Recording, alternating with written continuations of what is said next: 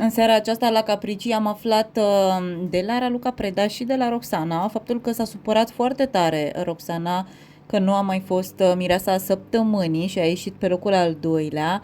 Spunea că nu mai are motivație să rămână în casa mireasa. Roxana a spus că da, așa este, dar că s-a bucurat pentru Emma și Raluca Preda a ținut să o contrazică. Zicea că discuția care a avut loc între Roxana și Daniela era una destul de pe supărare așa și că a fost ofticată. Roxana spunea că a fost un șoc pentru ea să nu mai fie pe primul loc după 10 săptămâni. Moderatoarea mai spunea că Roxana a zis astăzi că nu mai vrea să stea în casa mireasa. În emisiune mai spunea Roxana că poate este un semn acesta să nu mai fie mireasa săptămânii, dar să vină un băiat pentru ea în casa mireasa și să formeze o relație. Acum o să vedem ce se va întâmpla și dacă vor mai intra băieți.